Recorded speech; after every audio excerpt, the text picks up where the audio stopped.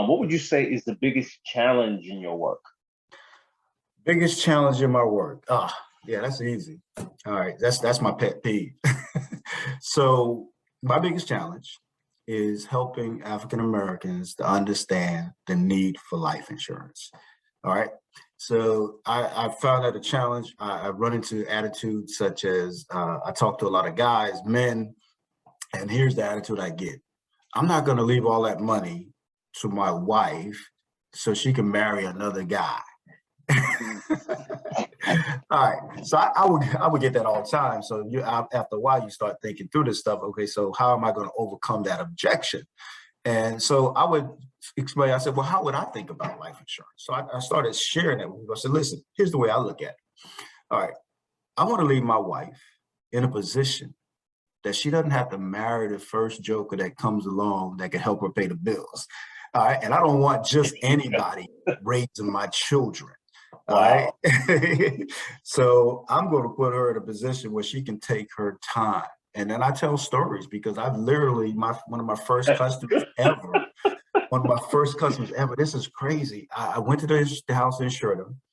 The wife invited us over. We went that night. My manager and I was a brand new agent, rang the doorbell, and we got cursed out by the husband.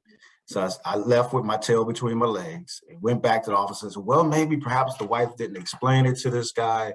I'll call back. And but I lost my courage because he shook me so badly. It's the first time experience. I said, I kept saying, I'm going to call, but I never called. This is a true story. 2 weeks later, I pick up the newspaper. I read the newspaper.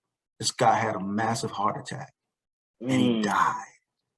And left his wife and children with a beautiful home and no means to take care of it. That stuck with me. That made me realize, helped me to understand what you sell is valuable. What you're offering people is valuable. Life insurance allows people to maintain their dignity, to not depend on the government and social organizations. And it's the upholding, even to me, of biblical principles. All right, so when I married my wife, I made a commitment to her. They say to death do you part. I say even beyond that, until both of us die. I'm going to take care of her. If I'm not here, she's going to be taken care of, and I want to provide for my children as well. And if as a man, in explaining this is what I've tried to explain to so many men, especially African American men.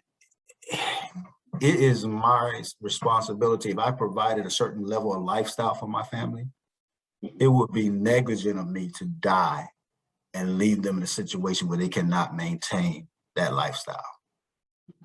All right. So I looked at it and I did a presentation. I put together a presentation called African Americans and Life Insurance.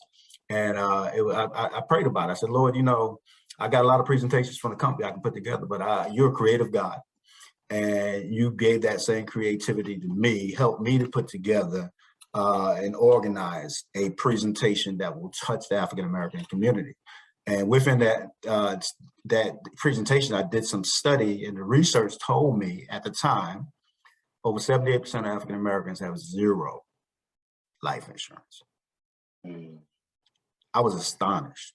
I said, how could that possibly be in this day and age? And so I began to study the history of us and life insurance. And then I understood why we're where we're at. It's the mentality that we have been given over time. So my job has been my toughest job is to re-educate our people on life insurance.